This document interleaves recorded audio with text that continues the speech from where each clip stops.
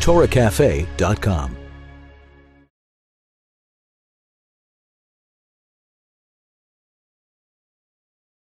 Welcome back to part 4 of a 4-part series on the Jewish idea of meditation. Now, tonight, we're going to speak about some practical, at least examples, of some concepts, where to start when meditating. And again, I would like to recommend, after the class, for all who want, many books in English that a person can read, not only read in a cursory way, but read in a very thorough way and think it through. And the more a person thinks through a Hasidic discourse or some insight to the spiritual aspects, the soul of the Torah, the more it will enhance our meditative abilities. What's interesting in Chabad history, the Chabad Rebbeim, the Rebbes of Chabad, oftentimes in the past would recommend to their students, to their followers, that when they're learning a discourse, they shouldn't learn the discourse one time, shouldn't learn it twice, 3 times, but 20 times, 40 times, 60 times, the same discourse. So you think, well, so many the same time, the same one? Because the way they explained it was that when you learn a mimer, a discourse, 40 times, 60 times, when you walk outside on the street, you don't even see a world anymore. You're living with the mimer, you're living with the discourse. You're living with the spirituality. It becomes so ingrained in your system, so a part of your being. The understanding that comes through going through it and thinking about it 60 times, time after time, each time becoming deeper into the system and deeper into the system, that when a person leaves their house, not all in one day, it's a long day. When the person leaves their house, the world is a different world. So the first thing we're going to try and think about, at least we're going to try and give a practical example about how it's. We say that Shema Yisrael, Hashem Elokeinu, Hashem Echad. Hear, O Israel, the Lord our God, the Lord is one. God is one. Everything is godliness. Everything is an expression of Hashem. The world, all existence is an expression of Hashem. So a person says to themselves, when I look out, I see a world. I see walls, I see buildings, I see streets, I see cars. I see people. Many people. Where's the oneness? How can there be a lot and oneness at the same time? So let's think about it for a second. And the very practical approach is actually also a scientific approach. If you were to tell somebody 1,000 years ago that everything in the universe, all matter that exists, is made up of energy. Physical energy. They say, you're out of your mind. What are you talking about? You're telling me that that there's energy going through the floor, there's energy going through this jacket, there's energy going through this podium. It's all the same? They're different things. We know that that's a fact. So one interesting exercise to do is to imagine yourself putting on glasses that are at the same time a microscope and taking it back and back and back. Think about it like this. Look at the world around you. And think about the world that you live in. And imagine you take a pair of glasses that magnifies everything 1,000 times. So when I put on these glasses and I see the world outside, I see a world that's magnified 1,000 times. Everything is magnified 1,000 times. So when I'm looking through these glasses, I'm seeing really a different world. Let's say that 1,000 times is enough to see the world on a molecular level. So when I look through my glasses that are so zoomed into everything that it sees everything on a molecular level as molecules, what I'm seeing is a completely different world. Now, which world is real? Is it my original world? Or is it the world that I'm looking through with my molecule glasses. They're both real. They're both equally real. Now I take those glasses off. I put on new glasses that magnify 1,000,000 times. So I looked, and now I see everything on an atomic level. Whoa! An even different world. So which world is the right world? The world that I know?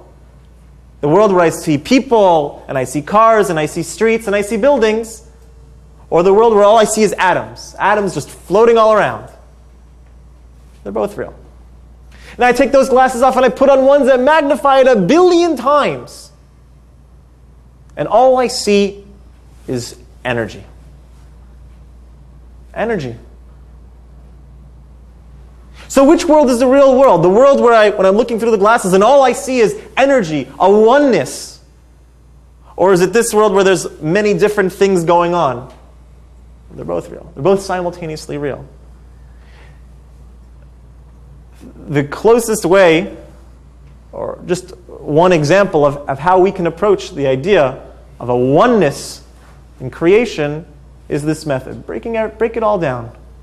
Take the world that we know, break it down to molecular level, break it down to atomic level, subatomic, quarks, all the way down till you get to energy. Scientists look for, and the more that they're looking, the more they're finding the oneness of the universe, how everything is interrelated and connected. Let's talk about a second meditation. We discussed last time that the goal in Jewish meditation was that a person should arouse a fear, not a fear in the sense like you're running from Freddy Krueger, but a fear in the sense of awe, of reverence towards God.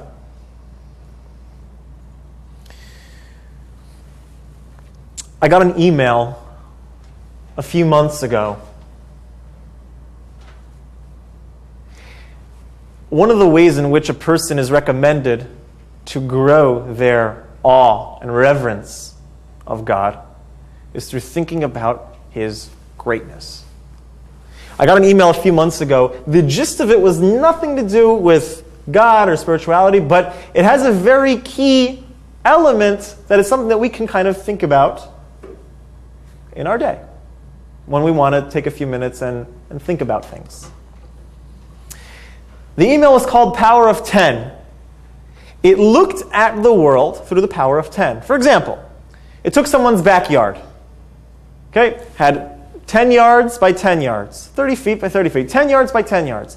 And the caption, it was an aerial view of someone's backyard, and the caption at the top said 10 to the first power, meaning 10 yards by 10 yards. Fine. Then the next picture that came up was 10 to the 2, which would be 100 yards by 100 yards. It was not only the backyard, but it was, a good section of the neighborhood. The next picture came up, it was labeled 10 to the 3rd. So not only do you have the backyard and you have a good sum of the neighborhood, but you have 1,000 yards by 1,000 yards, you got a good chunk of the community over there. And 10 to the 4th was the next picture. Until soon you weren't just seeing, you went to the community, and then you went and you could see the whole county, you could see the whole state, you could see the whole country, the whole world. And then they kept going higher. Right? 10 to the 6th, 10 to the 7th, 10 to the 8th. And so now the world, and then we were backtracking even further. We could see the world and some of the other planets. And then you backtrack even further, you see the whole solar system. And it was backtracked even further, you see the whole galaxy. And then you back it up even 10 to the this, and keep going further, and then you saw multiple galaxies together. And then it went to 10 to the 26th power, where it looked almost like blank space with little dots, and each of those little dots were a galaxy. The vastness of the universe, the tremendous creation of Hashem as contained even in the visible universe, is enough to be awe-inspiring if a person thinks about it. This same email went the opposite direction as well. It said 10 to the 1, right, the backyard. Then it went 10 to the negative 1, right? And then you were zoomed into a blade of grass. And then 10 to the negative 2. And you were in the details of the grass. Until you got down and down and down. And the last picture, 10 to the negative 26, or whatever it was, what looked basically like the grand picture. It was mostly empty space with a few dots. Each of those dots were atoms.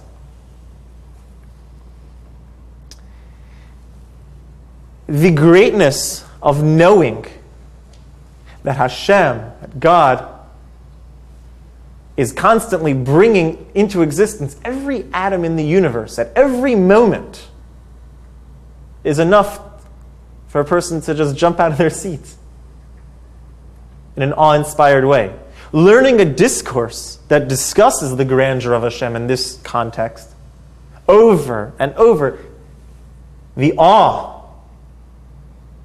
becomes more and more over time instilled in the person. The person doesn't want to do something that they shouldn't do because the awe of Hashem is real. It's part of their existence. So how does the love develop? Where does the love come from? I understand. I think about this idea. It's grow, and Hashem is big, and He's controlling. Every little atom is controlled by Hashem.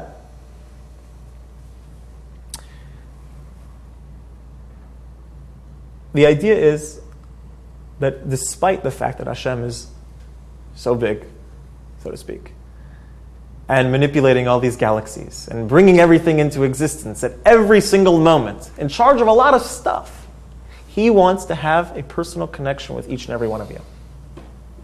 To think about this, the King of Kings, the one who brings into existence everything at every moment. When you think about the vastness of the universe and what's taking place, He says that each one of you have an importance. Each one of you are special and wants to be connected with each and every one of you. Most of us, when we think of God, we think, oh, God is infinite, right? God's infinite. That's true. But most of us, when we think about it, we think God is infinitely big.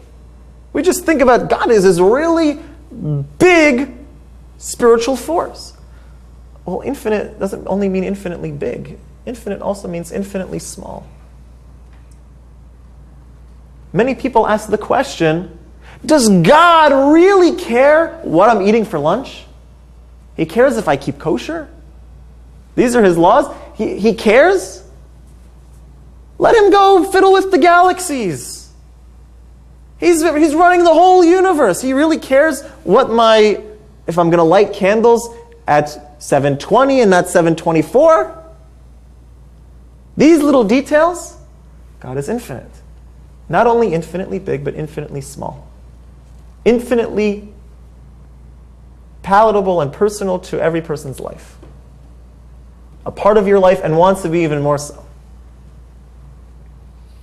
So these ideas, these concepts, these spiritual principles discussed extensively in the Chassidic discourses are recommended that everybody who has any inkling, any desire whatsoever to grow in their meditation, to grow in enhancing their connection with God, with spirituality, is recommended to learn some new books, to study some discourses. And not only study it, but think about it.